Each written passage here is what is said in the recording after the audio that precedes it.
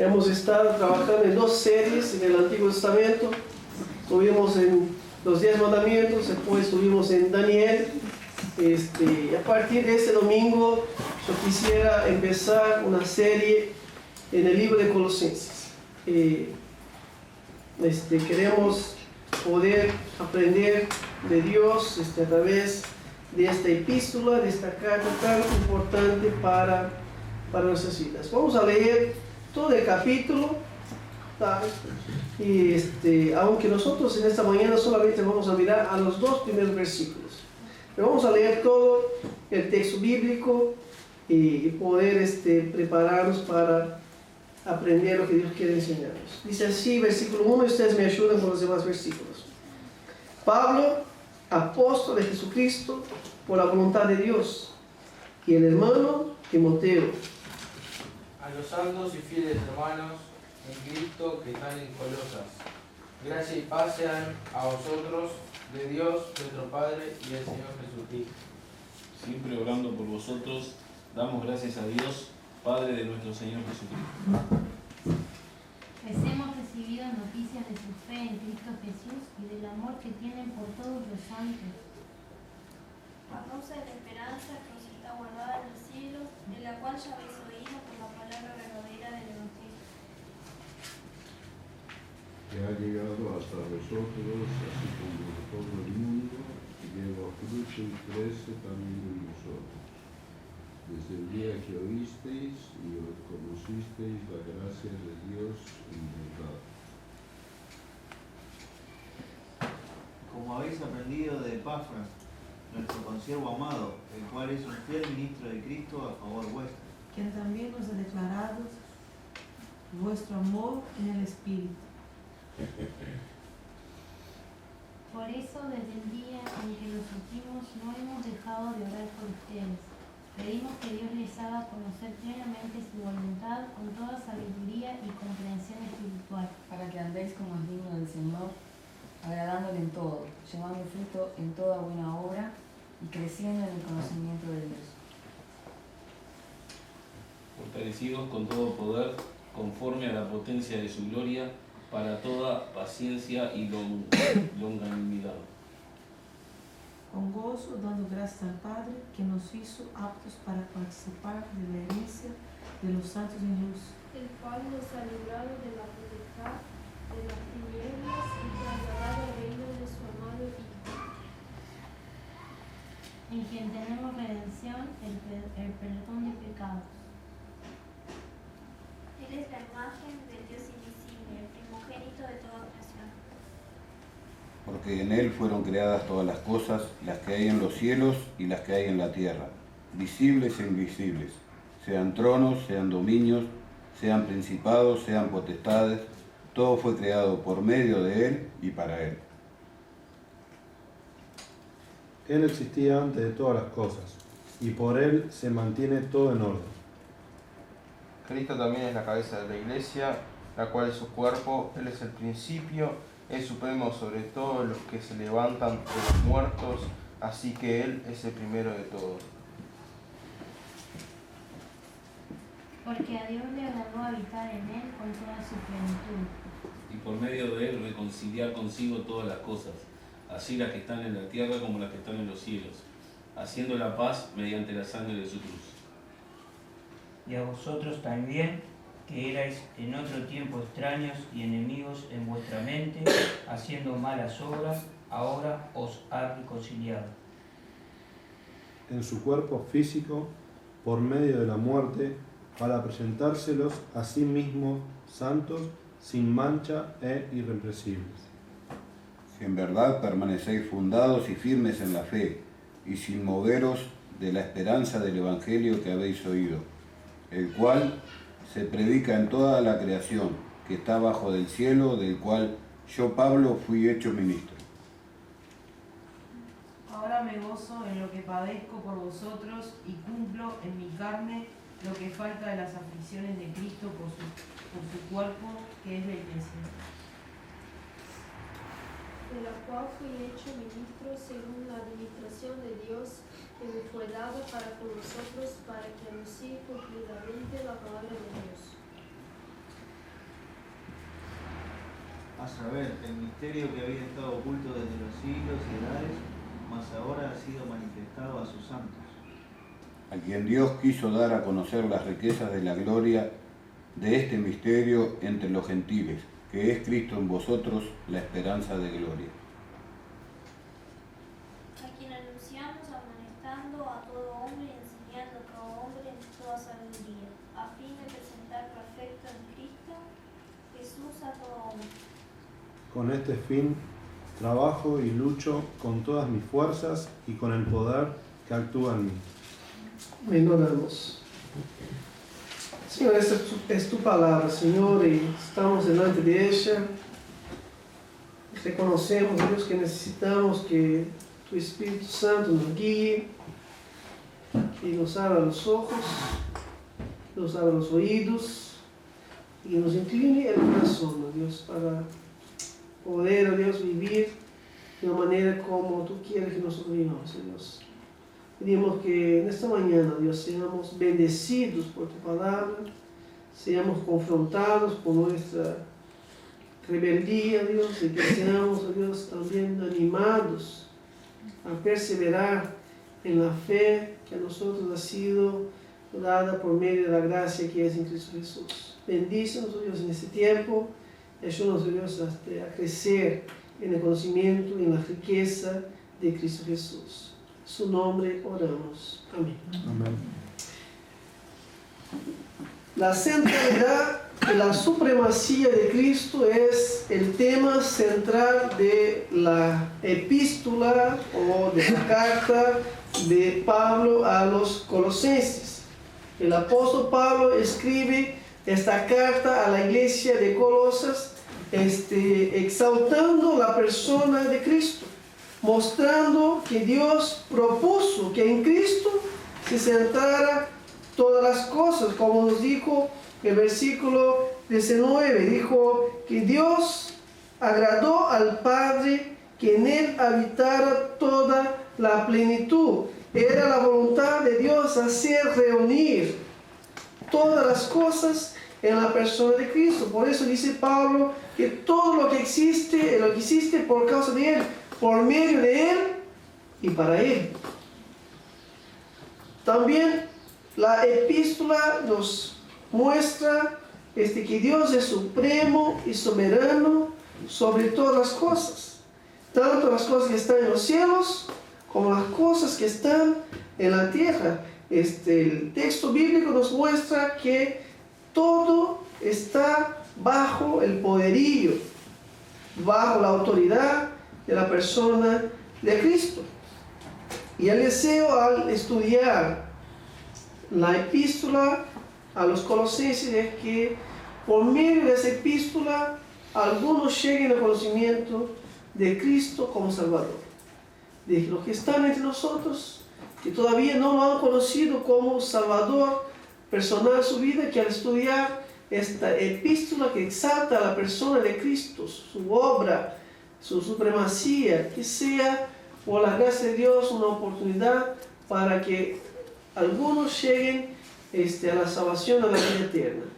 También el propósito es que nuestro concepto acerca de Cristo sea fortalecido y confirmado. Pablo, cuando escribe, inspirado por Dios, él escribe diciendo que el propósito de Dios es que esas personas no solamente creyeran, pero que ellos estuvieran, capítulo 2, versículo 7, firmemente arraigados y edificados en Él y confirmados en vuestra fe, tal como fuisteis instruidos, rebosando de gratitud. El propósito es que seamos fortalecidos, que seamos confirmados, de que nosotros podamos a través de la palabra de Dios perseverar y permanecer firmes, que nuestra fe sea puramente influenciada por las Escrituras y no por las filosofías humanas. Versículo 8 del capítulo 2, Pablo advierte a la iglesia de que es posible de que las personas sean seducidas y llevar atrás las filosofías. Dice, mira que nadie os haga cautivos por medio de su filosofía y vana sutileza según la tradición de los hombres conforme a los principios elementales del mundo. Que nosotros podamos perseverar en la fe que hemos recibido, o sea, en las verdades de la palabra de Dios. También que nuestro caminar sea constante, de que esta fe que hemos recibido de la parte de Dios pueda activar, pueda mover a nosotros a caminar sin movernos de la esperanza del Evangelio del cual hemos oído. Y que nosotros andemos de manera como sea digna de Él, como es digno de Él, agradándole en toda buena obra, como nos dice el versículo 10 del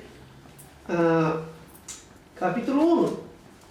Esta epístola es una epístola de suma importancia para la vida de la iglesia. Es una epístola de gran importancia para la vida del creyente. Cuando nosotros nos podemos a mirar y a leer esa epístola, tenemos que entender que ella está ahí porque es fundamental para nuestras vidas. Era tan importante para los creyentes de Colosas como lo es para la vida de cada creyente en los días de hoy. Nosotros vamos a detenernos solamente hoy en esos dos primeros versículos, lo que sería la introducción y el saludo de Pablo a la iglesia de Colosas. Y queremos con esta serie contestar, o con la ayuda de Dios, poder contestar a estas preguntas. ¿Quién es Jesús para vos? Podamos salir al terminar esa serie con un pleno entendimiento de quién es Jesús para nosotros. De que podamos contestar qué lugar ocupa Jesús en mi vida. No solamente confieso a Jesús con mi boca, sino que realmente Jesús tiene la centralidad de mi vida. Si Jesús está en tu vida, ¿qué diferencia hace Jesús en ella? ¿Cuáles son las marcas, las evidencias de que realmente Jesús está en mi vida? ¿Cómo puedo dar testimonio de mi fe cuando soy confrontado por otros? Cuando vengan las filosofías, cuando vengan las personas con las costumbres de los hombres, cuando vengan imponernos ciertas cosas, ¿cómo contestar a estas circunstancias? Ese es el propósito de poder mirar a esta serie. Y hoy empezamos con estos dos versículos con el propósito de conocer el trasfondo y la introducción a la historia, el contexto en cuál estaba pasando la iglesia de Colosas en aquellos días. Y queremos al conocer el contexto poder aplicar todas esas verdades al contexto de hoy. Y vamos a ver que no hay diferencia. Lo que pasaban los hermanos en aquellos días, lo pasamos nosotros en los días de hoy. Y lo ha pasado en toda la historia de la iglesia. Yo quiero animar a los hermanos a leer toda esta carta. Solo tiene 4 capítulos y 95 versículos. Uno lo puede leer entre 10 y 15 minutos. Se hace una lectura con atención. Se lo hace volando en mucho menos tiempo. Pero yo quisiera animar a los hermanos a que lean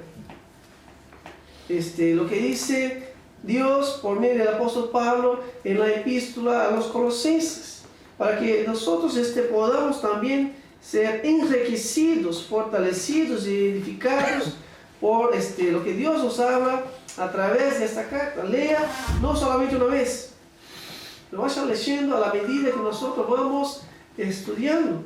Esta es una carta que se pide a los alumnos que están estudiando teología sistemática. Cuando estamos en la materia de cristología, que es la doctrina de Cristo, la tienen que leer varias veces, porque es la carta que más habla de la persona de Cristo, de su centralidad, de su supremacía. Es un tratado teológico sobre la persona de Cristo. Por lo tanto, lean la epístola a los colosenses en la casa de ustedes durante ese tiempo que vamos a tomar algunos domingos para estar estudiando a la carta a los colosenses. El tema central de Colosenses, Dios usó a sus siervos para aportarnos un mensaje de su parte y cada libro tiene un tema central. Por ejemplo, cuando Dios inspira a Pablo a escribir la epístola a los romanos, que ya lo hemos estudiado acá durante un año y pico, el enfoque central de la epístola a los romanos es la justificación por la fe. Pablo habla diciendo que uno es salvo, es justificado por medio de la obra de Cristo. Por medio de la fe en la obra de Cristo, que nadie será justificado por sus propias obras. El tema central es justificación por la fe. El justo por la fe y para la fe vivirá. Efesios no la hemos estudiado como iglesia todavía, pero busca mostrarnos el misterio de Cristo y su iglesia. Muestra cómo Dios desde la eternidad pasada había decidido reunir por medio de Cristo judíos y gentiles y hacer de todos ellos un solo pueblo, una sola familia, a la cual Dios llama la iglesia por medio de Cristo. Hemos sido acercados, hemos sido edificados como familia. Filipenses, que ya lo hemos estudiado en esa iglesia también, nos habla del gozo que tenemos en Cristo. Que en Cristo nosotros podemos alegrarnos, independiente de la circunstancia. Tanto la epístola de Efesios, de Filipenses, de Colosenses, fueron escritas durante el periodo que Pablo estaba en la cárcel. Pablo se encontraba en Roma encarcelado porque había defraudado el tesoro romano. No. Porque estaba predicando el Evangelio. Pablo había sido encarcelado porque estaba sirviendo al Señor Jesús. Pero Pablo en la cárcel dice, en Cristo tenemos gozo. Alegraos en el Señor. Otra vez, alegraos. Y en Colosenses, Dios usa a Pablo para enseñarnos sobre la centralidad en la supremacía de Cristo. Cristo es la cabeza de toda creación, es la cabeza absoluta de la iglesia. Versículo 10 del capítulo 2 dice, y habéis sido hechos completos en Él, que es la cabeza sobre todo poder y autoridad. El autor de la epístola es Pablo. Versículo 1, Pablo empieza esta carta presentándose a la iglesia, diciendo, Pablo, apóstol de Jesucristo, por la voluntad de Dios. Y termina el capítulo 4, versículo 18, diciendo, yo, Pablo, escribo ese saludo con mi propia mano. Acordaos de mis cadenas, la gracia sea con vosotros. Es una carta que fue escrita por Pablo siendo inspirado por el Espíritu de Dios. Él dice Pablo y el hermano Timoteo. Se entiende que Pablo recibe de la parte de la inspiración, pero usa a Timoteo, su hijo en la fe, su discípulo amado, como amanuense. ¿Qué es un amanuense? El amanuense es un secretario, es un copista, es un taquígrafo. Una persona que pasaba escribiendo lo que uno iba diciendo. Timoteo escribe todo lo que Pablo iba diciendo de la parte de Dios. Y al final Pablo firma diciendo, yo firmo esta carta que he recibido de la parte de Dios. Por lo tanto, el autor de la carta es Pablo. Y no solamente escribe Colosenses, sino que Pablo, de los 27 libros que están en el Nuevo Testamento, escribió 13. Es el autor que más escribió en todo el Nuevo Testamento, inspirado por el Espíritu Santo de Dios. Pablo escribe esta carta más o menos en el año entre 60 y 62, cuando estaba en la cárcel en Roma. Es en ese periodo que estaba encarcelado, recibe la visita de Epafras, que viene a visitarlo, y Pablo entonces, al escuchar noticias de la iglesia en Colosas, escribe esta carta a la iglesia. Y por lo tanto, los destinatarios primarios de esta carta es la iglesia de Colosas. Pablo quiere que esta iglesia, al cual no conocía, versículo 2, Pablo dice: ustedes no me han visto el rostro. Capítulo 2, versículo 1, ustedes no me conocen personalmente, pero yo tengo profundo amor y preocupación por ustedes. Y Pablo escribe esta carta entonces en un primer momento a la iglesia que no había plantado. Esa iglesia no fue plantada por Pablo de la misma manera que la iglesia de Roma no había sido plantada por Pablo. Pero Pablo, como apóstol de Jesucristo, por la voluntad de Dios, escribe esta carta a esta iglesia. Esta iglesia se cree que fue plantada por Epafras y Filemón, que ellos fueron usados por Dios para comenzar esta iglesia en la ciudad de Colosas. El versículo 7 nos dice: tal como lo aprendisteis de Epafras, nuestro amado consiervo, quien es fiel servidor de Cristo de parte nuestra. Se cree que cuando Pablo estuvo predicando en Éfeso durante 2 años, Pablo, en el capítulo 19 de Hechos, versículo 10, nos dice que Pablo creó un seminario en Éfeso, la escuela de Tirano, y durante 2 años estuvo enseñando ahí, y dice el texto que se convergieron personas de toda Asia Menor a Éfeso, y allí muchos se convirtieron. Y se cree que Epafras y Filemón se convirtieron allí en Éfeso por instrumentalidad del ministerio, de la vida de Pablo. Y cuando ellos entonces conocen el Evangelio, ellos regresan a Colosas y allí ellos entonces predican el Evangelio.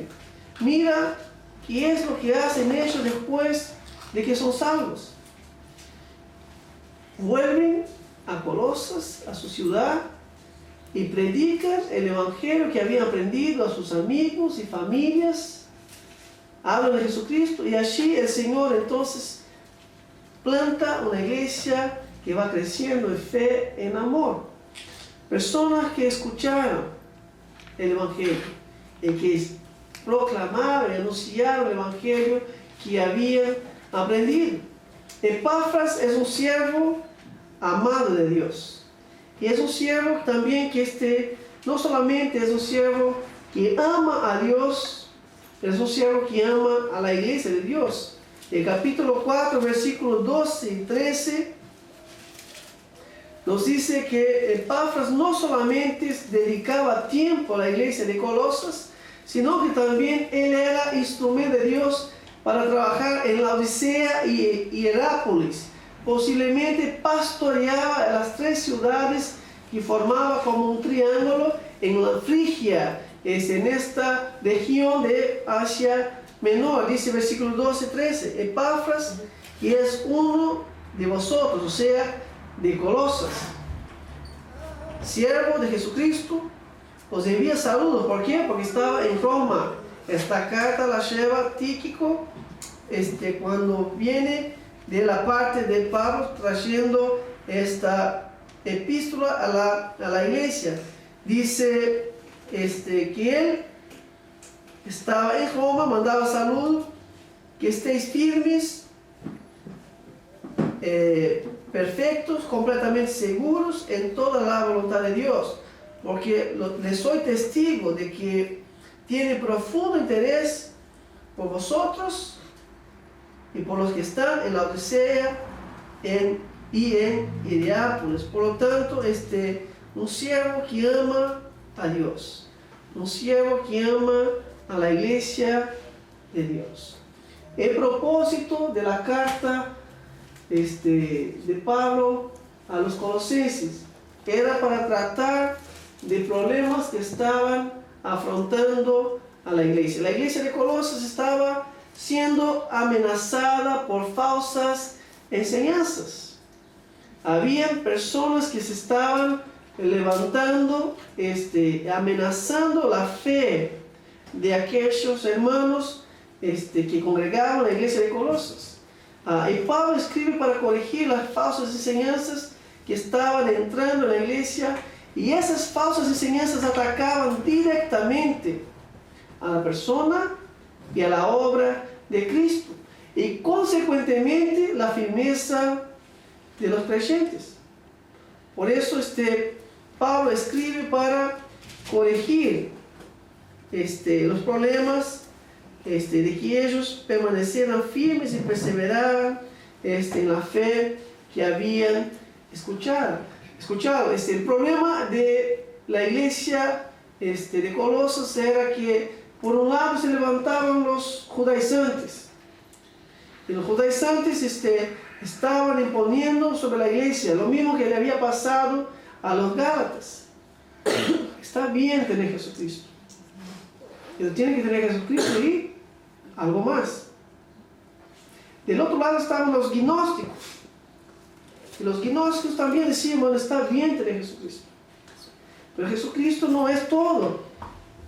Hay que adorar a los ángeles, hay que seguir los astros, hay que seguir la filosofía de los hombres, hay que seguir otras cosas, no solamente Jesucristo, hay que tener otras cosas más. Nada diferente de la historia de la iglesia de los días de hoy. Encontramos los mismos problemas en los días de hoy. Está bien tener Jesucristo, pero es todo. Hay algo más.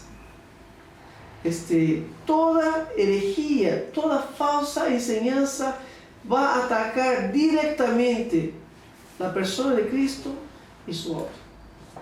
Y Pablo escribe a esta iglesia, después lo vamos a tratar, las falsas enseñanzas en la carta, para combatir esta mezcla, este sincretismo religioso que existía entre judaísmo y gnosticismo que estaba adentrando en la iglesia. Por lo tanto, una carta escrita para que fuera leída en la iglesia de Colosas, pero no solamente en la iglesia de Colosas, pero también en la Odisea. Versículo 16 y 18, capítulo 4, Pablo dice, cuando ustedes reciban esa carta, lean, pero también pasen esta carta para que sea leído en la iglesia de la Odisea. Por lo tanto, era una necesidad de las iglesias, y como lo es en los días de hoy. La ciudad de Colosas estaba ubicada en Asia Menor, en una región llamada Frigia o el Valle del Lico. La ciudad de Colosas estaba a 160 kilómetros de la ciudad de Éfeso, y estaba a 25 kilómetros de Hierápolis y a 16 kilómetros de la Odisea. Y la ciudad de Colosas llegó a ser una ciudad muy importante en Asia Menor 400 años antes de Cristo. Era una ciudad de destaque, de gran importancia en ese periodo. Pero dice el historiador Heródoto, un historiador griego, que esa ciudad perdió su importancia con el Imperio Romano. El Imperio Romano hizo nuevas rutas. Antiguamente, antes del Imperio Romano, el camino hacia la India, hacia la Asia, era pasando por Colosas. Por lo tanto, era una ciudad muy importante, llena de prados, de pastos para los animales, rico en telas, en producción de telas para vestimenta, pero que una ciudad que con la venida del Imperio Romano, entonces las construcciones de las nuevas rutas pierde su importancia, siendo la ciudad de la Odisea que pasa a ser la ciudad más importante. Por eso en Apocalipsis, cuando dice, ellos pensaban y se creían ser los mejores, riquísimos, tenían todo. El Señor dice, ustedes son pobres, ciegos y desnudos, no tienen nada. Piensa que tiene, pero no tiene nada. Pero la iglesia de la ciudad de Colosas dejó de ser una ciudad importante. Y más tarde, esa ciudad llegó a ser destruida por un terremoto y jamás fue reconstruida. Esa ciudad está ubicada en el país Turquía, en los días de hoy, y quedan solamente algunas ruinas de lo que llegó a ser la ciudad de Colosas en aquellos días. Una ciudad que cuando le llega el cristianismo, una ciudad que ya no tenía más importancia en relación a las demás ciudades. Y la iglesia que nace en Colosas es una iglesia pequeña, no es una iglesia grande, no es una iglesia de destaque, no es una iglesia importante. Por ser una ciudad pequeña, tenía también una congregación, una iglesia pequeña. Y es a esta iglesia que Pablo escribe después de escuchar el relato de Epafras en Roma. Epafras dijo, bueno, la iglesia está creciendo, la iglesia está avanzando, los hermanos están llenos de conocimiento, de amor, pero hay amenazas, hay problemas que están confrontando a la iglesia en ese momento. Por lo tanto, Pablo toma el tiempo y escribe a la iglesia para que la iglesia sea fortalecida, alertada, edificada en las enseñanzas sobre la persona de Cristo y su obra. Por eso Colosenses es considerado una carta cristocéntrica, porque está centrada en la persona, en la obra de Cristo. En aquellos días había entonces estos dos problemas que confrontaban la iglesia por parte de los judaizantes, que decían que estaba bien creer en Cristo, pero que era necesario guardar las comidas, era necesario guardar los días importantes, era necesario mantener la costumbre de los judíos. Y del otro lado estaban los gnósticos, que decían que la materia es mala, el cuerpo es malo, por lo tanto Cristo no pudiera haber encarnado. Y aquella persona que decía ser Cristo, el Hijo de Dios, no pudiera ser Dios, porque Dios, siendo santo, no se presentaría por medio de un cuerpo, de una materia mala. Por lo tanto, negaban la encarnación de Cristo. Y en medio de tanta confusión que se estaba acercando a la iglesia, Pablo escribe esta carta para corregir, para alertar y para edificar la iglesia. De la misma manera, nosotros tenemos que tomar esta carta en los días de hoy. Es necesario que nosotros también volvamos a las Escrituras para poder aprender de ellas sobre la centralidad y sobre la supremacía de Cristo en nuestras vidas. Debemos orar que este conocimiento que nos trae la carta de Colosenses sea aplicado a nuestras vidas y que cambie nuestra manera de vivir. Que no solamente seamos llenos de conocimiento, y de la carta habla de ser llenos de conocimiento, pero que seamos llenos de vida, llenos de práctica, que nuestro conocimiento pueda cambiar nuestra manera de vivir. Yo quisiera mirar 3 características de la carta en esos 2 versículos que tenemos aquí en el capítulo 1, para que nosotros podamos introducirnos en la carta de Pablo, la epístola de Pablo a los Colosenses. La primera característica que nosotros encontramos es el autor de la epístola. Encontramos el versículo 1 que dice: Pablo, apóstol de Jesucristo, por la voluntad de Dios, y el hermano Timoteo. Muchas personas cuando piensan en la introducción en el saludo de una carta de las Escrituras, dicen: no, eso no es tan importante. Hay mucha gente que pasa de largo. Cuando llega el saludo, eso ya se repite, ya lo dijo en Efesios, ya lo dijo en Corinto, ya lo dijo en otras.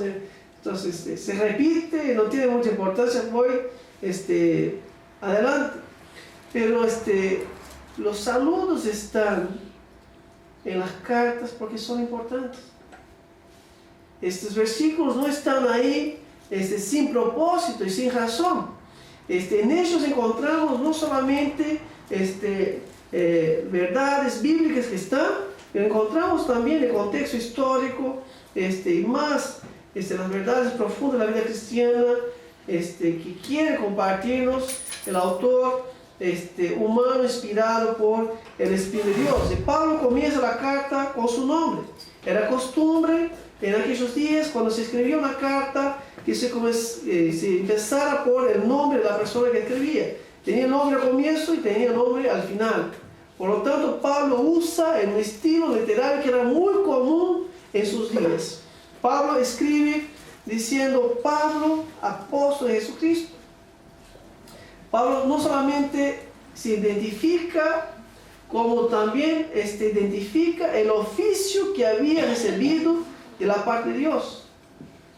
Ciertamente aquella iglesia que no lo conocía personalmente, como dice versículo 1 del capítulo 2, había escuchado hablar sobre el apóstol. Ciertamente Epafras, cuando evangeliza y cuando habla a la iglesia, ciertamente habló, todo esto que yo le estoy enseñando lo he aprendido de Pablo, y Pablo lo aprendió de Cristo. Por lo tanto, todo esto viene de Dios. Hay un siervo de Dios que me ha guiado al conocimiento de Cristo. Por lo tanto, aquellos hermanos ciertamente tenían un conocimiento sobre la persona de Pablo. Por eso cuando Pablo escribe, Pablo quiere que ellos sepan que es él quien está escribiendo la carta. Que Pablo no es una persona que lo escribe de su propia voluntad, sino que Pablo escribe basado en el oficio que había recibido de la parte de Dios. El propósito de Pablo es que la iglesia reciba la enseñanza como directa de la parte de Dios. Cuando Pablo dice: Pablo, apóstol de Jesucristo, por la voluntad de Dios, Pablo quiere que la iglesia entienda que él tiene una autoridad que la había recibido de la parte de Dios. De manera que cuando Pablo escribe a estos hermanos, no está escribiendo su opinión.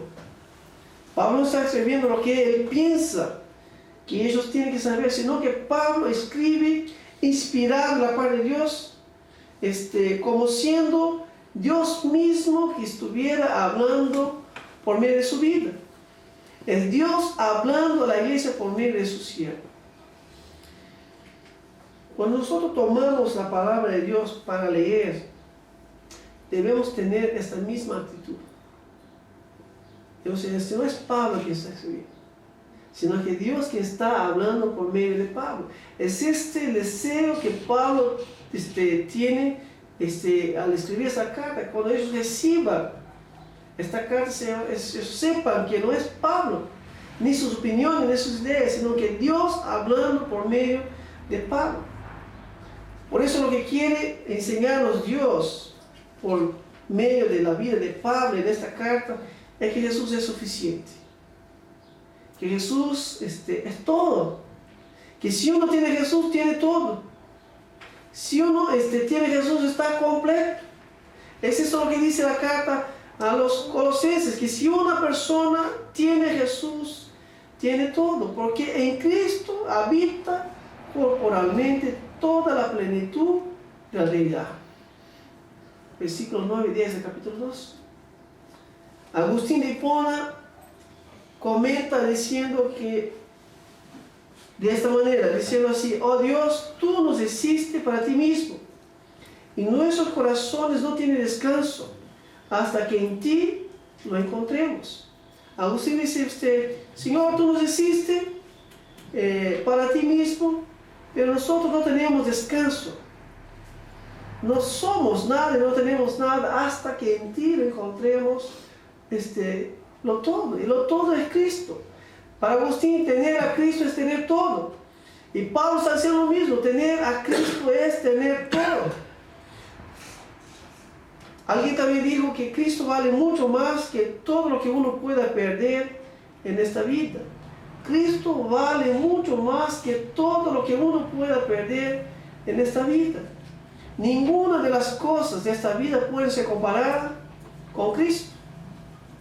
Perder cualquiera de las cosas de esta vida, reputación, amistad, riqueza, o mismo la propia vida, no puede compararse con tener a Cristo. Porque tener a Cristo vale más que todas las cosas. Y ese es el mensaje que comparte Pablo en la parte de Dios. Y esta es una verdad que había inundado el corazón de Pablo. De tal manera que Pablo, cuando escribe a los Filipenses, que es una carta contemporánea a la carta de Colosenses, Pablo dice a los Filipenses que el Señor lo había buscado, que el Señor lo había salvado. Y está allá en Hechos capítulo 9.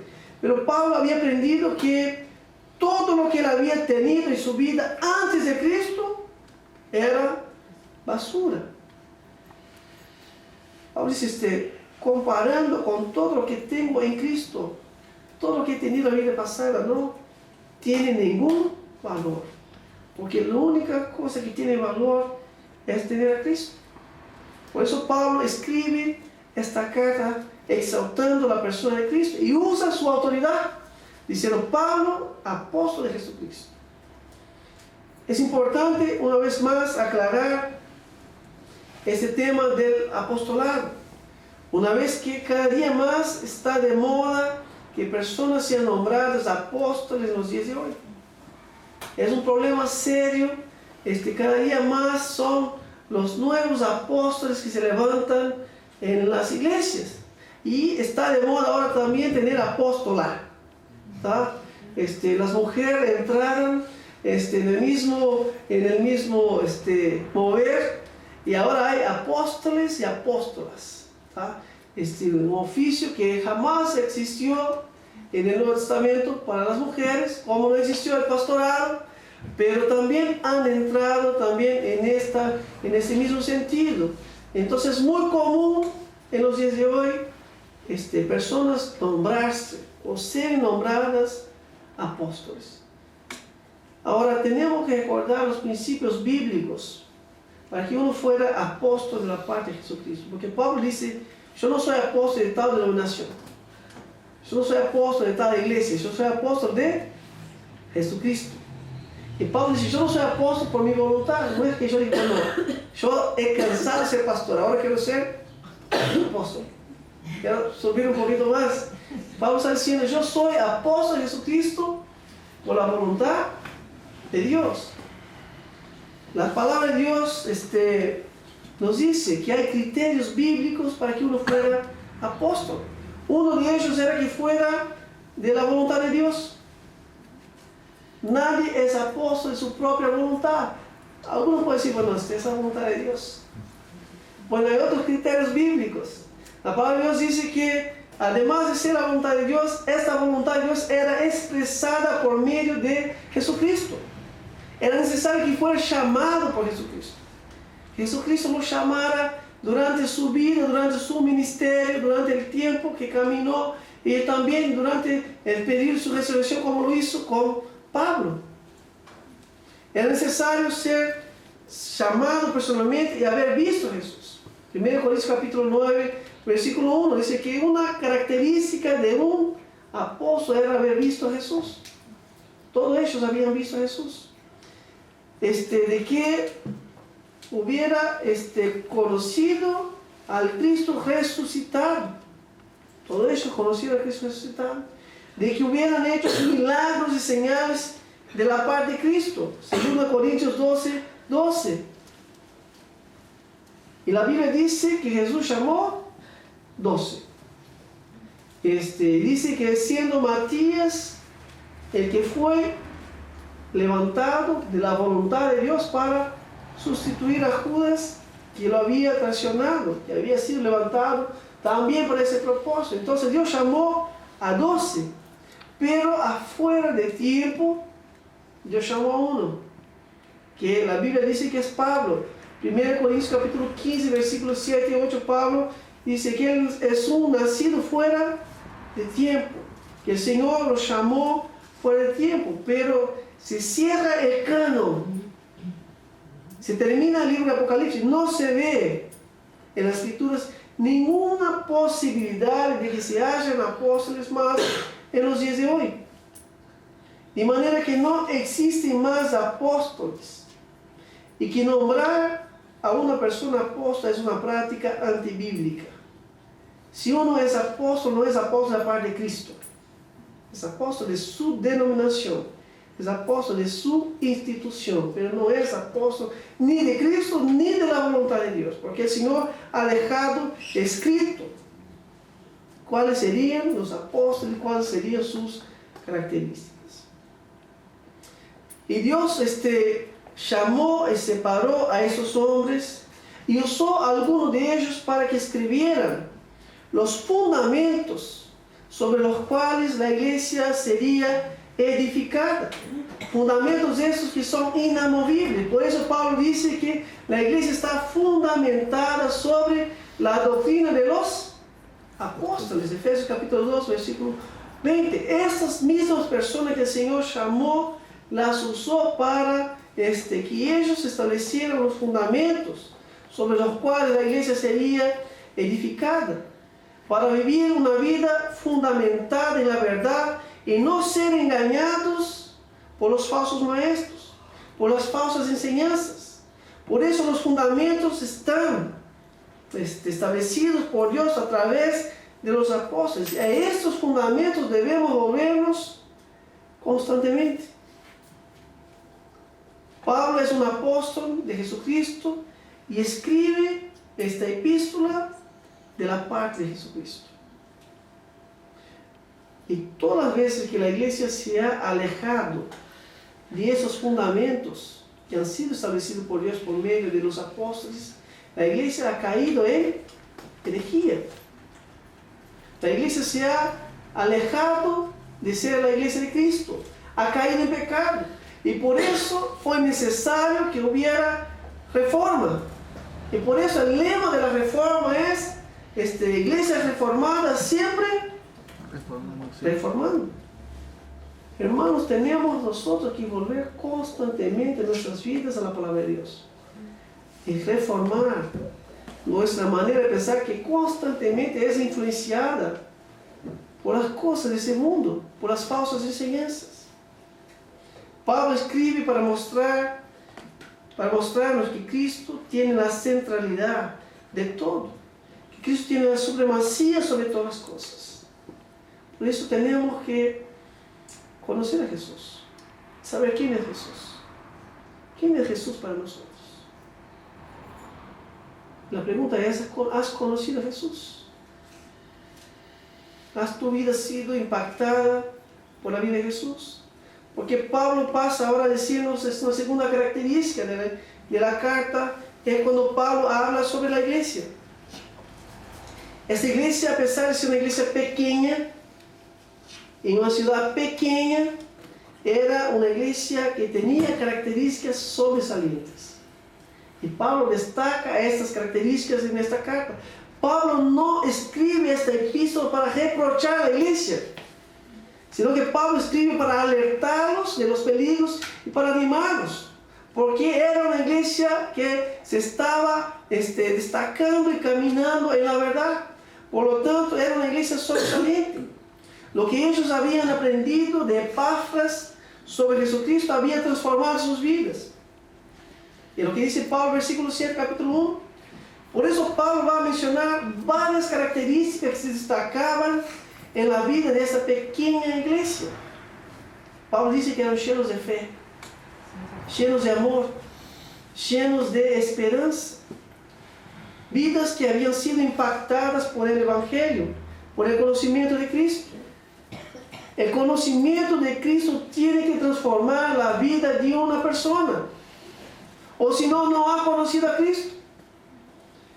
Y Pablo entonces a escribir sobre esa iglesia dice en el versículo 2, a los santos y fieles hermanos en Cristo que están en Colosas. Pablo llama a aquellos hermanos de santos y fieles en Cristo. no es que ellos eran buenos de por sí o en sí mismos, sino que Pablo dice que ellos eran santos y fieles porque ellos estaban en Cristo.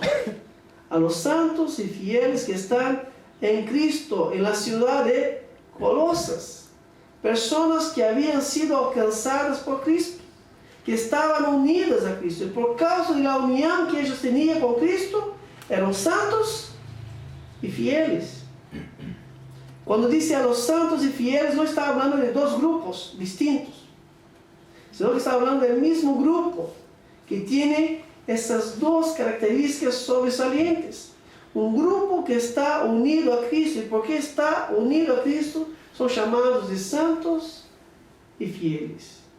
Cuando Pablo dice a los santos, la palabra santos es hagios en griego, y hace referencia a personas que habían sido alcanzadas por la gracia de Dios, personas que habían sido sacadas del dominio de las tinieblas y habían sido transportadas para el reino de su Hijo amado. Versículos 12 y 13, capítulo 1. Y ahora que ellos están en Cristo, ellos compartían con los santos de la luz. Y la idea es de personas consagradas, personas separadas por Dios para vivir una vida de conformidad al llamamiento de Dios. Pablo dice santos, a los santos y fieles que están en Colosas, en Cristo, que están en Colosas. La palabra santos acá no es una referencia a imágenes, no son las estatuas que están en las iglesias católicas, sino que es referencia a personas que habían sido alcanzadas por Dios para vivir una vida separada, apartada para Él. Cuando dice que a los santos, no está diciendo que eran perfectos, tampoco, sino que cuando Pablo dice a los santos, Pablo dice a personas que están en Cristo y que están caminando, andando a fin de ser presentados perfectos en Cristo sin mancha. Estar en Cristo, pertenecer a Cristo implica un cambio de vida diario, crecer en santidad. Pablo escribe a esa iglesia, a hermanos que estaban caminando, que estaban creciendo, que estaban andando en santidad. Pablo dice santos y fieles. La palabra fieles ahí es pistois, que viene de la palabra pistis en griego, que es la palabra fe. Y en griego no hay una diferencia entre el que cree y el que es fiel. No hay una diferencia entre el que cree y el que es fiel, sino que es la misma palabra. Y el sentido del texto es que todos los que están en Cristo son santos fieles o fieles santos. Si uno está en Cristo es santo fiel o es un fiel santo. Y ellos fueron separados por Dios. ¿Para qué? Para creer. Fueron separados por Dios y una vez que habían creído, fueron apartados para vivir una vida en la verdad, para la gloria de Dios. Estas personas habían dejado una vida pasada de pecado, una vida de mentira, para ahora andar sin mancha, irreprensibles delante de Él, andando en Él firmados y arraigados. Una iglesia que era formada tanto de judíos como de gentiles, todos los dos llamados por la gracia de Dios, para andar en santidad y en fidelidad a la palabra que habían conocido. La verdad que había alcanzado a aquellos hermanos no es una verdad que solamente había impactado la razón de ellos, sino que era una verdad que había impactado toda la vida, los pies de ellos, el proceder de ellos, el caminar de ellos. El evangelista Moody, cuando comenta en este texto, dice que cada Biblia debe ser atada con el cuero de zapatos. Es decir, que la Biblia tiene que ser lo que guía nuestro caminar, no solamente nuestro pensamiento, sino que nuestra vida, nuestro proceder. Estar en Cristo significa vivir en santidad y caminar en la verdad. Y la pregunta es, ¿qué tipo de creyente soy yo? ¿Sobresaliente? santos y fieles en Cristo. La tercera verdad o característica que encontramos de esta iglesia es el saludo de Pablo. Pablo dice a los santos y fieles en Cristo que están en Colosas: gracia a vosotros y paz de la parte de Dios nuestro Padre. Los saludos son muy frecuentes al principio y al final de las cartas de Pablo. Si los hermanos te han tomado el cuidado de leer las 13 epístolas que escribió Pablo, van a ver que siempre comienza con saludo y termina con saludo. Siempre comienza con gracia y paz y termina con gracia y paz. ¿Por qué tanta repetición? ¿Por qué Pablo toma este capricho de repetir tantas veces las mismas cosas? Hay propósito. Ciertamente, la repetición no es sin propósito, sino que estas dos virtudes que proceden de Dios. Pablo dice: gracia y paz de la parte de Dios. Pablo dice que estas dos virtudes emanan, fluyen, vienen de la persona de Dios. Por lo tanto, estas verdades son repetidas con el propósito de dejarnos muy claro que solo estamos en Cristo. Solo somos fieles y santos, os santos y fieles en Cristo, por la gracia de Dios. Estas verdades que comienzan y terminan las epístolas tienen como propósito ayudarnos a entender que somos lo que somos por la gracia de Dios. Y si tenemos paz y ya no estamos más bajo la ira de Dios, es por causa de Cristo. Por medio de Cristo hemos sido inundados con la paz que procede de Dios. Pablo escribe a estos hermanos que estaban inmersos en las tinieblas. Ellos estaban alejados y hostiles, ocupados en las malas obras, dice el versículo 21. Mira lo que dice el versículo 21. Y aunque vosotros antes estabais alejados y eres de ánimo hostil, ocupados en malas obras. Pablo nos dice quién eran los colosenses antes de conocer la gracia de Dios,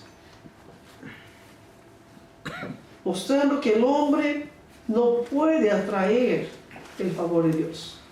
El hombre no merece el favor de Dios. Dios es santo y el hombre es depravado. Dios es perfecto y el hombre es imperfecto. Por lo tanto, el hombre no puede esperar nada más, nada menos que el castigo de la ira de Dios, que es lo justo y que es lo merecido. ¿Qué es lo que podemos esperar de Dios? ¿Que lo merecemos? El castigo. Pero Pablo, cuando dice gracia y paz a vosotros, Pablo habla de virtudes que vienen de Dios, que son virtudes incomprensibles. Gracia y paz. Versículo 22 dice: sin embargo, ustedes aceptaron a Jesús en sus corazones y ahora son parte del cuerpo de Cristo. Versículo 22. No. Sin embargo, ahora Él os ha reconciliado en su cuerpo de carne mediante su muerte, a fin de presentaros santos, sin mancha, irreprensibles delante de Él. ¿Quién lo hizo? Cristo. ¿Y por qué lo hizo? Por gracia. Cuando miramos a la mesa, tenemos el testimonio de la gracia de Dios. Esta gracia incomprensible, como cantamos el himno de la maravillosa gracia de Dios. No sé por qué. La gracia es incomprensible. No logramos entender cómo puede Dios elegirnos a nosotros, o por lo menos a mí. Es incomprensible.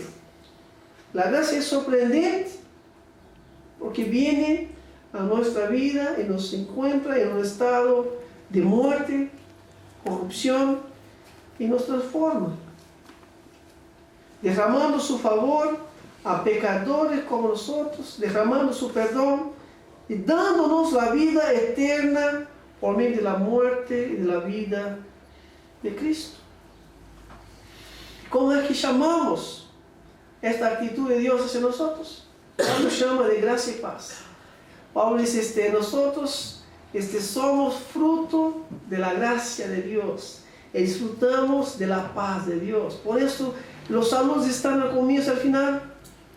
Gracia y paz de la parte de Dios. Es la gracia y la paz de Dios que cambió la vida de los colosenses. Es la gracia y la paz de Dios que ha cambiado nuestras vidas.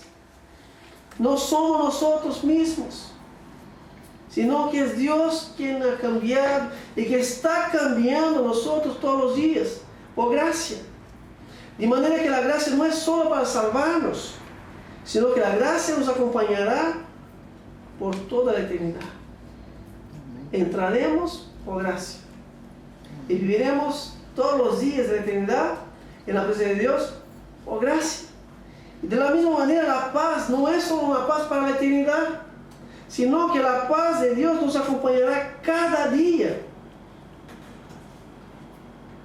hasta el día que nosotros nos encontraremos con Él, fieles y santos en Cristo. ¿Has conocido la gracia de Dios? ¿Tenés la paz de Dios en tu vida? ¿Estás caminando por gracia? Yo quiero terminar recordando que uno de los propósitos de estudiar el libro de Colosenses es que los que no conocen a Cristo puedan conocer por medio de la palabra. La fe viene por oír de la palabra de Dios. Que sea una oportunidad más. ¿Has conocido a Cristo? Porque si no estás en Cristo, aunque estés en la iglesia en esta mañana, no has conocido la gracia de Dios. Que todavía está bajo la ira y la enemistad. Pero si estás en la iglesia en esta mañana y estás escuchando el mensaje de Dios, clame a Dios por su vida. Diga, Señor, sálvame por tu gracia. Señor, dame tu paz. Pida a Dios que te salve, que te dé una nueva vida, que te convierta en un santo y fiel en Cristo. La Biblia dice que Cristo vino a este mundo, murió en la cruz para darnos la vida eterna. Y la Biblia dice que aquellos que creen en Él y se arrepienten de sus pecados para confiar totalmente en Cristo, en su obra en la cruz, que Cristo ha derramado su sangre, que sufrió en su cuerpo, que padeció en nuestro lugar. Todos aquellos que creen en su obra como el único medio para recibir el favor de Dios, la Biblia dice que aquellos que creen tienen la vida eterna. Y si no has creído y Dios está hablando a tu corazón en esta mañana, oiga la voz de Dios. Pídale a Dios que te salve. La Biblia dice, si crees, tenés la vida eterna. Yo sé que la mayoría de nosotros, o espero que la mayoría de nosotros hemos creído. Yo he creído por la gracia de Dios. Tengo plena seguridad de la fe que me ha sido dada por medio de Cristo Jesús. Y espero que los hermanos tengan la misma seguridad. Yo espero y creo que muchos de ustedes son hermanos en Cristo y han nacido de la gracia. Pero la pregunta es, ¿cómo estamos viviendo? Porque para Dios estar en Cristo es más que una confesión verbal y pública. Para Dios estar en Cristo es más que ser miembro de una iglesia reformada. Para Dios estar en Cristo implica un caminar, implica una vida digna de Él. Para Dios estar en Cristo implica ser fiel y santo, o ser santo y fiel. Ser santo y fiel no son opciones para los que están en Cristo, sino que es parte de la nueva naturaleza. El verdadero conocimiento de Cristo transforma nuestro caminar. Por eso Pablo dice que nuestra mirada debe estar en las cosas de arriba. Estar en Cristo es aprender a mirar de otra manera. Los ojos ya no son más en las cosas de este mundo, sino que está en Cristo, en las cosas del alto. Estar en Cristo implica en perdonar. Pablo va a decir, perdonamos como Cristo nos hace, perdonamos. Si uno está en Cristo, no tiene excusa para no perdonar. Ah, no, pero me cuesta, no me gusta, me ha molestado, me ha herido. Si ya está en Cristo, no hay opción. Si está en Cristo, debe dejar toda malicia, enojo, lenguaje grosero, mentira. Vamos a tratar de todos los temas. Porque estar en Cristo implica en ser santo y fiel, santo y andar de manera digna del Señor. Cómo la vida de Cristo ha afectado nuestra vida. Vamos a orar. Señor, queremos agradecerte en esta mañana, Dios, por tu palabra. Como dice la propia epístola a los Colosenses, en Cristo están todos los tesoros de la vida. Señor, que tú nos ayudes, Dios, a ver todas esas riquezas. Que tú abras los ojos de aquellos que todavía no han creído. Los niños, los adolescentes, quizás adultos también, oh Dios. Tú sabes si nuestros corazones están o no en Cristo. Y si hay alguien que todavía no está en Cristo, Dios, oramos que tu gracia incomprensible, inmerecida, pueda ser derramada, Dios, sobre la vida de aquellos que todavía pueden estar entre nosotros y que no hayan creído. Que en esta mañana, Dios, puede ser una mañana de encontrarse con su gracia, o mejor, de ser encontrado por tu gracia. Oh Dios, te pedimos por nosotros, aquellos que por gracia hemos creído, y por gracia hemos sido llamados, reconciliados, transformados. Y a la semejanza de la iglesia de Colosas, que seamos una iglesia sobresaliente, Dios. Pero no por nosotros, que seamos sobresalientes por estar en Cristo, por estar unidos a Cristo. Los que están en Cristo son santos y fieles, son fieles y santos. Que tú nos ayudes, Dios, a crecer, perseverar y a caminar, Dios, cada día de manera agradable a tu presencia. Es lo que te pedimos, agradecidos, en nombre de Jesús. Amén.